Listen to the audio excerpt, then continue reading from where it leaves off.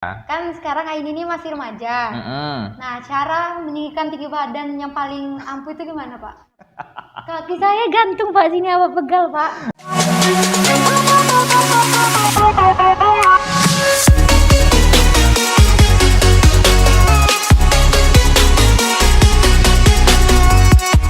Assalamualaikum semuanya, kembali lagi di obrolan santai pelajar. Jadi di podcast ke episode ketiga kali ini, saya bersama Pak Windri akan ngobrol-ngobrol santai. Jadi sebelumnya, kan belum semuanya yang kenal dengan Pak Windri. Boleh Pak Windri perkenalan dulu? Oke, baik. Assalamualaikum warahmatullahi wabarakatuh. Saya di sini bersama Aini, ya. Perkenalkan, nama saya Windri Gustiawan MPD. Saya berasal dari Taluk Kuantan, Kuansing, ya, Kuantan Singingi, yang terkenal dengan pacu jalur. Ini tahu pacu jalur? Nggak tahu, Pak. Nggak tahu? Iya. Lain kali Bapak ajak ke Kuansing nanti, ya. Oke, Bapak lahir 8 Agustus 1992. Jadi kalau untuk tahun ini umur Bapak sudah menginjak 30 tahun, ya. S1 Bapak SMA, SD, SMP, SMA Bapak di Taluk Kuantan. Bapak kuliah di Pekanbaru, Universitas Islam Riau, S1-nya, lanjut S2 ke Universitas Negeri Padang di Padang, Sumatera Barat. Oh, iya. Jadi Bapak itu masuk jurusan apa kalau kuliah? Olahraga kan? Bapak kan udah bilang tadi. Astagfirullahaladzim. Ya Allah, maaf, Pak. Pendidikan Jasmani, Olahraga dan Kesehatan, ya, di Universitas Islam Riau, S1-nya, lanjut S2 ke Pendidikan Olahraga di Universitas Negeri Padang. Bapak udah nikah? Alhamdulillah Bapak sudah nikah, sudah punya anak 1, ya, istri masih 1 dan akan tetap 1, ya, nggak akan bertambah. Bapak kan kuliahnya S1 jurusan olahraga, ya. S2-nya pun olahraga. Kenapa Bapak milih jurusan olahraga? Kenapa Bapak milih olahraga? Ya mungkin ini ceritanya agak sedikit panjang.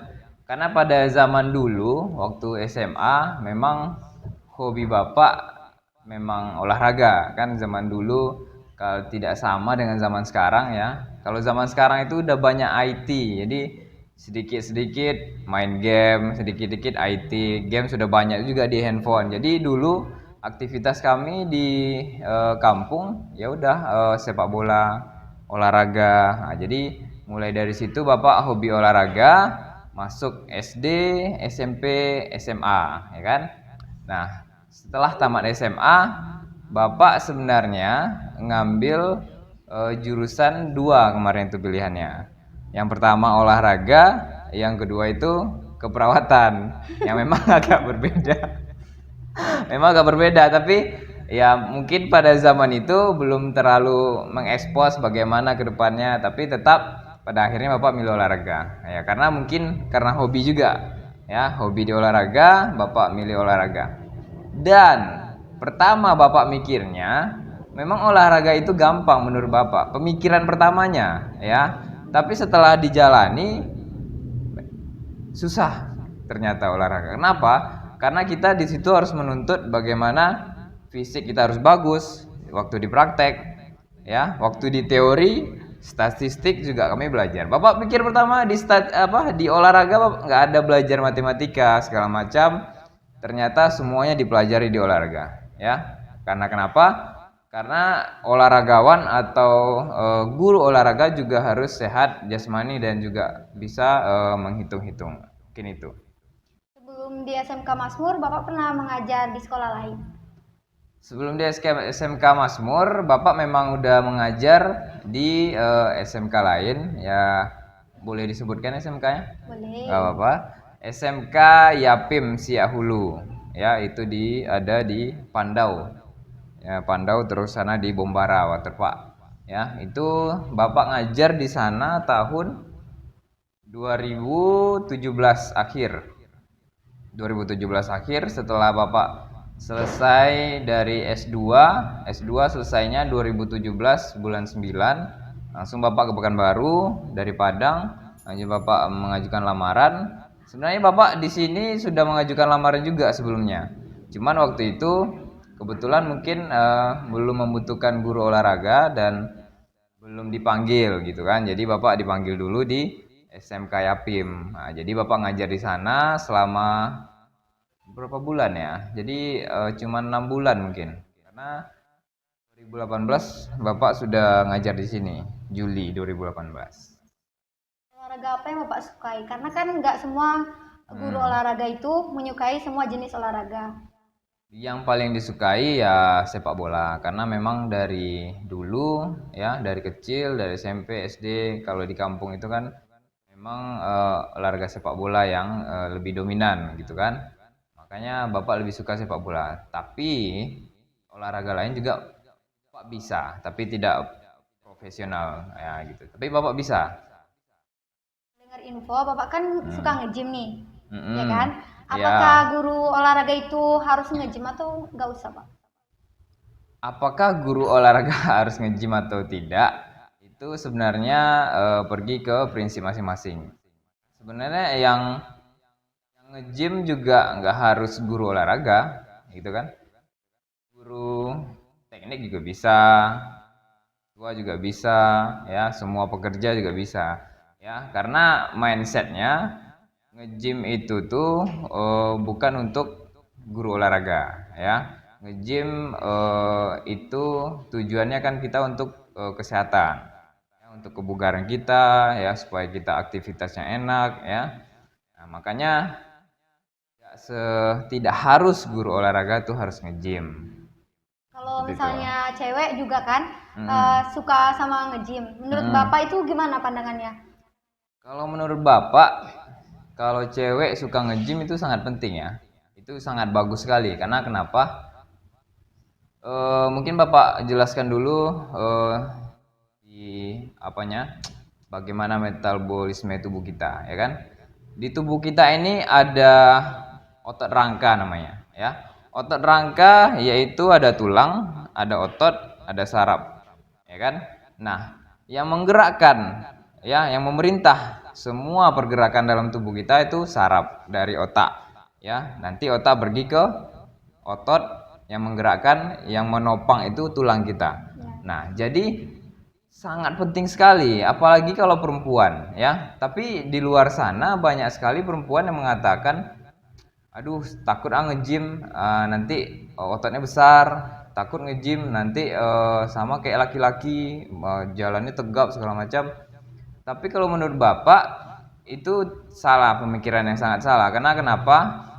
Hormon perempuan sama hormon laki-laki itu sudah sangat berbeda.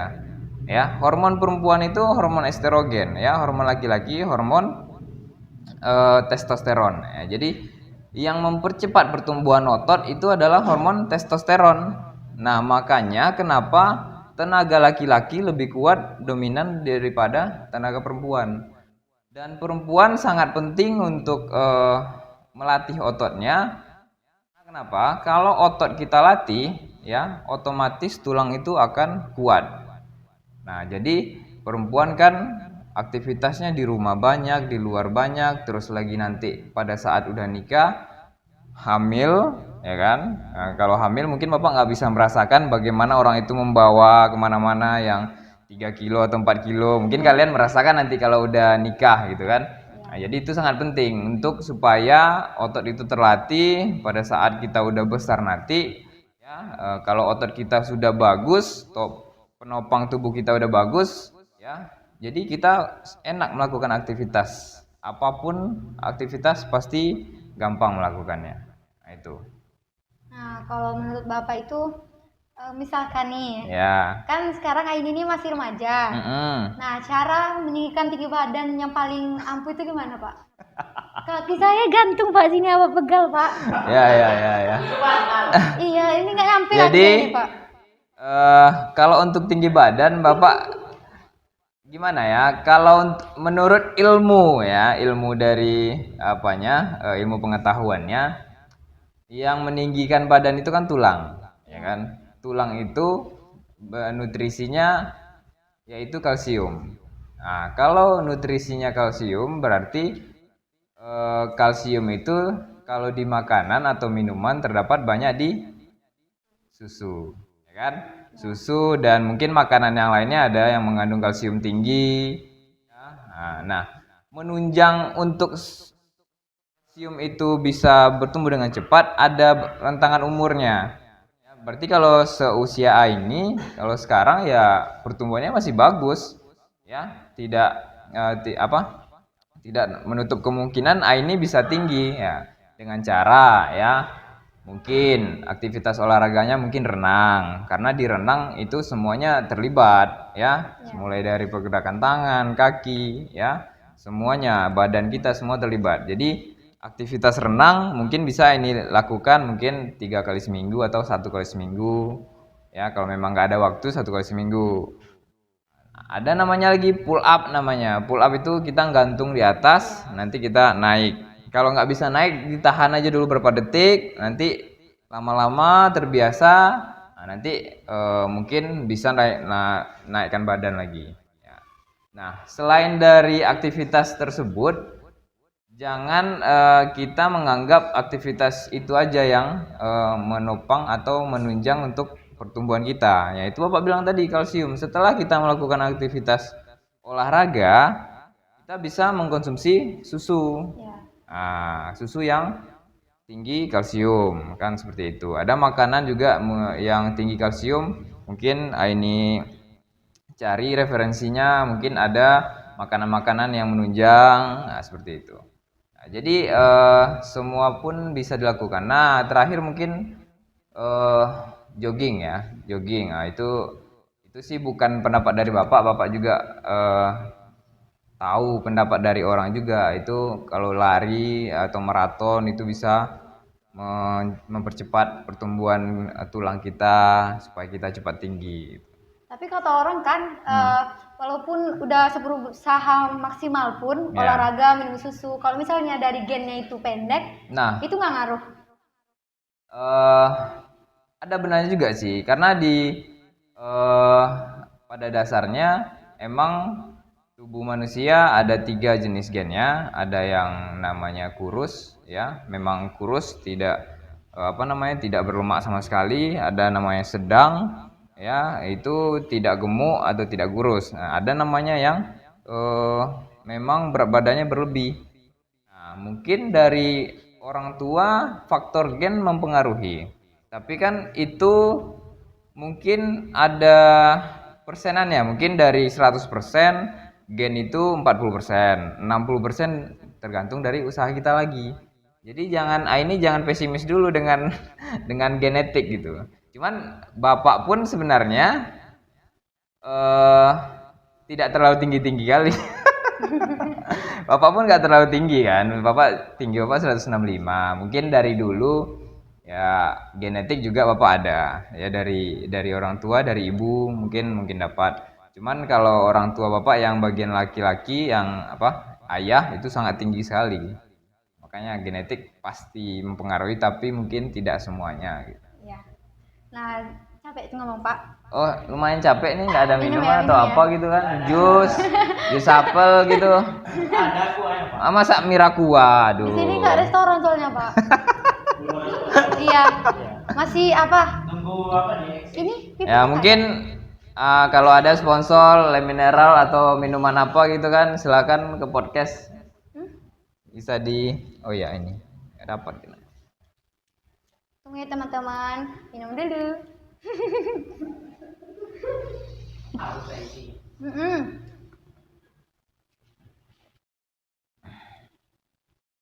Jadi obsesinya untuk tinggi sangat tinggi, sangat pengen sekali ya. Pengen kali karena kalau misalnya di sekolah, hai bocil, sering, itu dia orangnya. Tapi kalau untuk perempuan, walaupun nggak terlalu tinggi kan nggak masalah Bapak. Ya kan, untuk perempuan ya. Kalau untuk laki-laki mungkin pengaruh ya. Tapi kalau cewek kan kalau misalnya tinggi kan sekarang ini kan ada standar beauty gitu kan. Iya. Nah, pengen tinggi juga gitu. Iya. Sekarang masih kelas 10 kan? Iya. Masih banyak waktunya. Ya kan? Oke. Oke, berarti menurut Bapak kalau orang yang suka olahraga tapi rajin juga merokoknya, gimana tuh Pak? Kok ketawa Pak? Ya, sebenarnya pro dan kontra. Kalau menurut orang perokok, rokok itu tidak mematikan. Karena kenapa? Banyak orang tua yang sudah lanjut usia masih merokok, ya kan, masih hidup. Toh orang tua panjang juga umurnya kok, ya kan gitu. Nah, kalau kita melihat ke dunia kesehatannya, memang rokok itu kan mematikan, dan di bungkusannya pun sudah ada gambar-gambar yang ibaratnya menakutkan perokok tersebut tapi tetap dikonsumsi. Ya karena orang perokok itu memang ada efeknya ke dalam tubuh kita, kan gitu. Dan kalau untuk yang olahraga, memang kalau dari dunia kesehatan pasti pengaruh. Karena kenapa? Rokok itu kan mempengaruhi ke jantung kita, ya kan? Jantung kita hidup dengan bernapas dengan hidung. Oh ya, paru-paru. Paru-paru, ya kan? Ya, jawabannya nggak salah sih memang. Ya, bernapas dengan hidung, nanti kan paru-paru, ya kan? Jantung juga mempengaruhi, ya kan, memompa darah kita. Nah, kalau jantung itu berhenti, kira-kira masih ada nggak kita di sini? Nggak ada. Udah nggak ada kan? Nah, itu. Pindah alam lagi tuh. Pindah alam lagi. Ya, jadi orang olahraga, ada penelitian mengatakan dan membandingkan seseorang yang aktif olahraga sama seseorang yang tidak aktif olahraga. Ya. Dan itu yang pada saat penelitian itu terdapat perbedaan besar jantungnya. Ya, kalau orang yang aktif olahraga itu jantungnya besar karena kenapa dia aktif terus berolahraga, aktivitas fisik. Jadi karena terlatih menjadi besar. Mungkin diameternya tidak terlalu jauh, cuman ada perbedaannya. Nah, mungkin sangat pengaruh sekali. Mungkin pengaruhnya tidak pada saat itu, ya, tidak misalnya Bapak olahraga nih, udah Bapak aktivitas olahraga, habis itu Bapak merokok. Mungkin pengaruhnya nggak pada saat Bapak merokok itu, tidak hari itu, tapi pengaruhnya untuk jangka panjang. Nah, nanti mungkin Bapak misalnya umur 30 tahun sekarang, Bapak aktif merokok, olahraga juga aktif, ya kan? Nanti pengaruhnya mungkin 10 tahun kemudian, ya kan, 20 tahun, itu pun kalau masih hidup, ya kan? Iya. Nah, itu. Jadi memang pro dan kontra sebenarnya. Jadi kita ambil sisi baiknya aja lah. Kalau merokok itu tidak baik. Ya, dan Bapak pun dulu memang merokok, cuman sudah berhenti semenjak Bapak menikah, karena itu nazar Bapak kalau sudah menikah harus berhenti merokok. Itu pasti susah kan Pak? Sangat susah sekali. Karena kita kan merokok itu nikotinnya kan bikin candu. Ya. Nah, candunya itu yang susah dihilangkan. Sebenarnya candunya itu lebih ke mindset sih, lebih ke pikiran kita. Kalau dulu Bapak merokok, memang kalau setelah makan makan siang atau makan malam, itu pikirannya langsung rokok gitu. Setelah makan rokok gitu kan. Pasti hisapnya enak gitu kan. Nah, itu sebenarnya mindset aja. Kalau merokok berhentinya, kurangilah dulu dari sebungkus sehari, nanti kita kurangi 1 batang lah sehari, nggak bisa. Memang nggak bisa, Bapak udah coba dulu, jadi memang harus kita gantikan rokok itu dengan misalnya permen atau cemilan, nah seperti itu. Jadi kalau berhentinya di angsur-angsur memang nggak bisa. Emang nggak bisa? Gitu? Harus berhenti langsung, stop langsung. Nah kalau misalnya mau berhenti gitu kan, pasti ada efeknya kan. Nah kalau misalnya nggak merokok lagi tuh biasanya Bapak ngerasain apa tuh? Pusing atau apa? Kalau efeknya sih karena candu kita nggak dapat, jadi kita gelisah gitu. Gelisah kalau siap makan itu, kalau nggak dapat rokok kita gelisah. Nah, jadi salah satu cara ya kita harus melakukan aktivitas lain gitu. Menyibukkan diri dengan hal yang lain gitu. Dan kebetulan pada saat Bapak sudah menikah kan Bapak sibuk sekali gitu. Makanya Bapak bisa. Oke, kita makan dulu. Ada sponsor dari Pak Sukri. Oke. Terima kasih Pak Makasih Sukri. Pak Sukri. Semoga panjang umur. Enggak ulang Semoga tahun. Boleh makan. Boleh Pak. Saya nggak ditawarin nih. Oke. Bapak, menurut Bapak tuh lebih enak ngajar di SMP atau di SMK sederajat?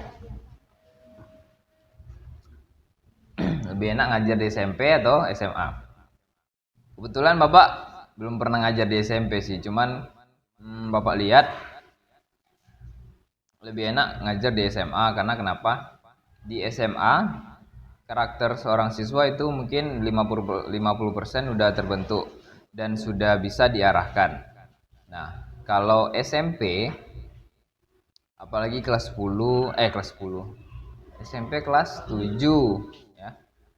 Ya iya aja, ngangguk-ngangguk aja, betul enggak? Betul. Nah, 7 kelas 7 kelas 8. Mereka masih labil perpindahan dari SD ya.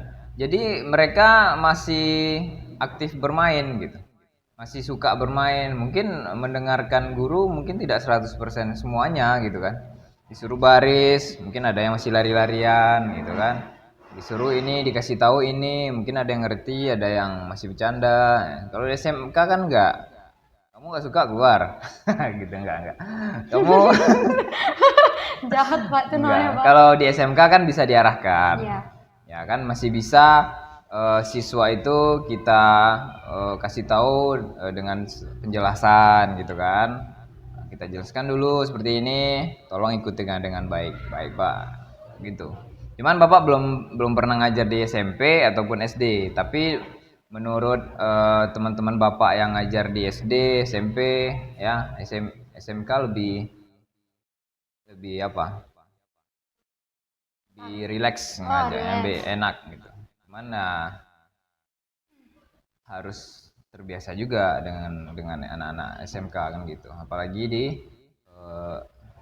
mayoritasnya laki-laki kan. Iya.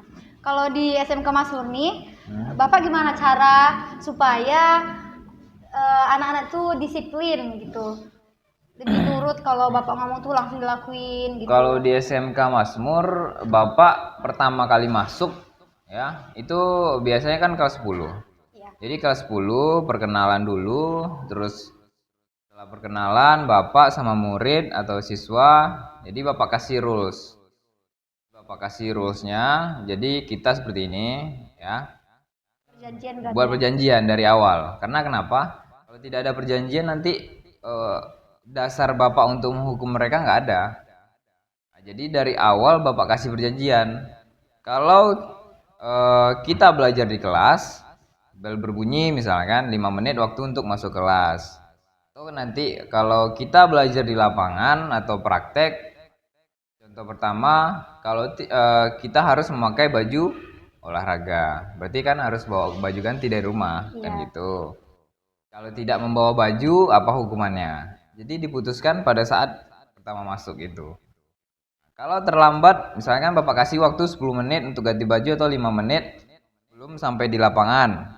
Jadi kalau udah sampai di lapangan lebih dari waktu yang ditentukan, berarti dihukum. Nah, seperti itu. Nah, jadi semuanya sudah dibicarakan pada awal masuk itu. Jadi pada awal semester atau pada awal semester pada masuk di kelas tersebut. Jadi kalau kita sudah mempunyai rules-nya dan semuanya setuju, apapun konsekuensinya nanti pasti mereka akan terima. Nah, beda dengan kita kalau tidak ada membuat peraturan dari awal, kalau kita kasih tahu nanti kita hukum, ya, nah nanti mereka berontak jadinya. Itu yang membuat siswa itu lebih nurut gitu. Lebih nurut dan kalau dia tidak terima tentu dia dendam kan atau dongkol gitu kan. Dan nih Pak, jadi apa kiat dari Bapak supaya yang lagi menonton ini atau yang ada di sini semuanya supaya rajin berolahraga? Ya, kiat dari Bapak kalau untuk rajin berolahraga, yang pertama kumpulkan niat dulu. Ya, setelah niat baru kita lakukan. Setelah kita lakukan konsisten. Ya. Nah, kalau tidak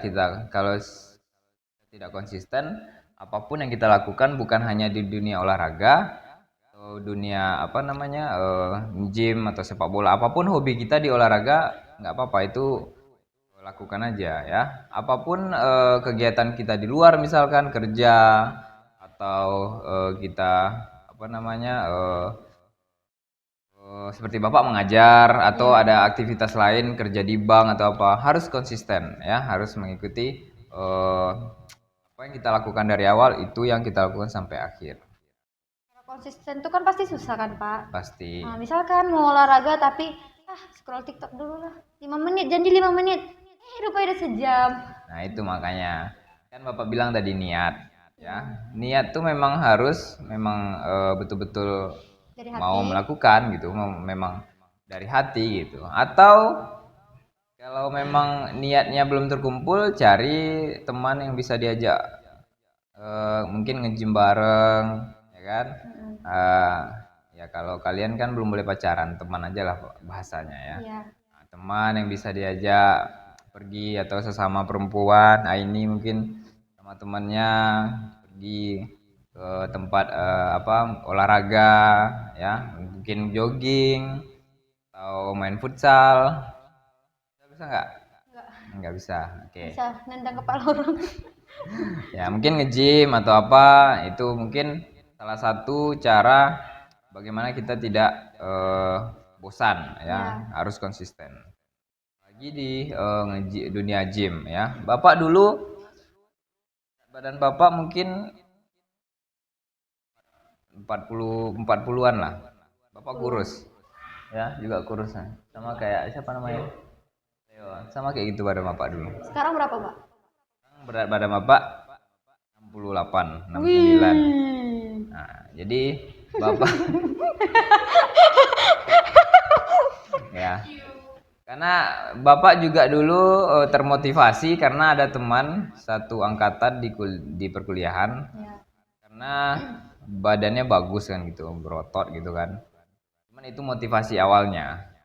Cuman untuk mencapai itu ya mudah juga kan gitu. Kita harus konsisten ya, kita harus melakukan dari awal konsisten, mungkin dari seminggu latihannya 3 kali awalnya. Nanti kalau udah bisa 4 kali, 5 kali. Seperti itu. Jadi kalau kita bisa melakukan ketiga itu ya, konsisten, lakukan, niat. Sudah kita ngontrolnya, insya Allah apa yang kita mau, apalagi dalam bidang olahraga misalkan. Dunia nge-gym kan bukan hanya kesehatan aja ya.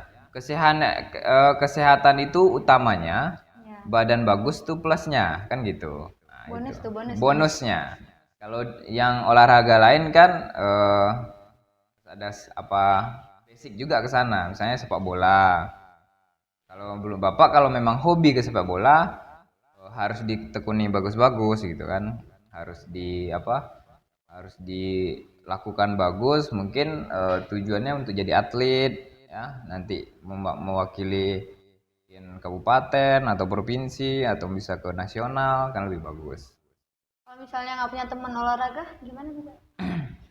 Kalau sendiri jadi malas, ajak temannya pun malas juga. Macam mana itu ceritanya? Cantik, tak tinggi nanti aku. Ya, kalau niatnya ada, pasti sendiri pun nggak masalah.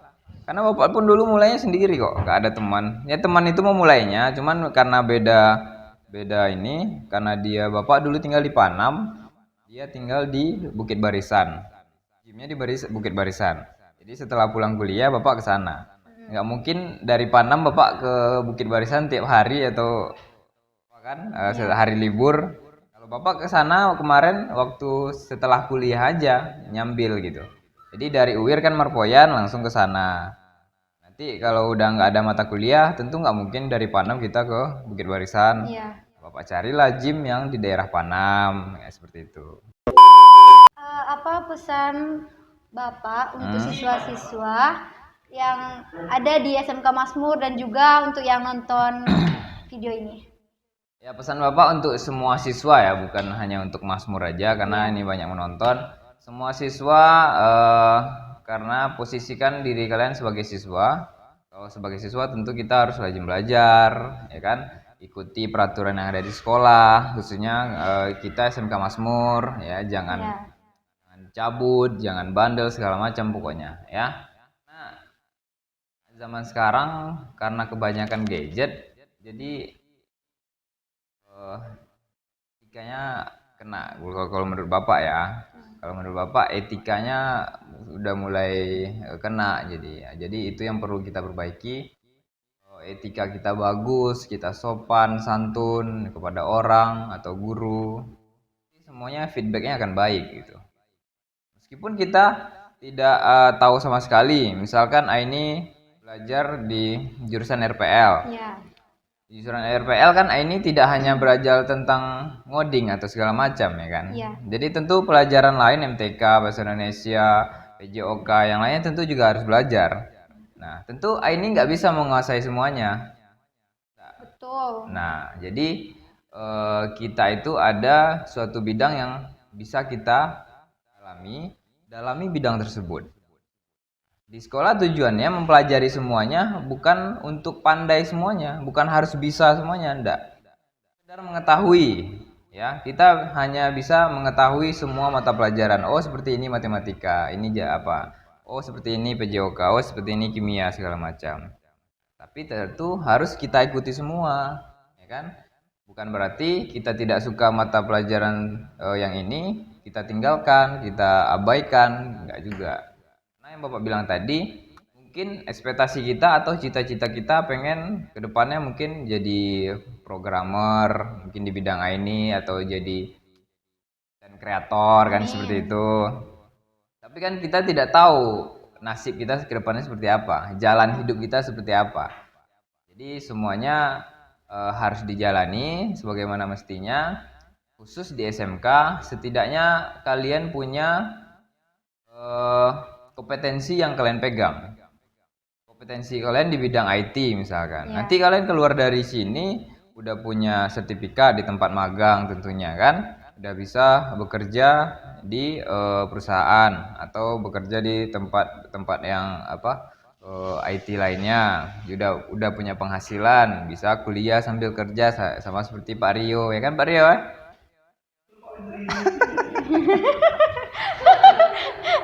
Oke, makasih Pak Windri. Jadi cukup sekian dulu video dari kami.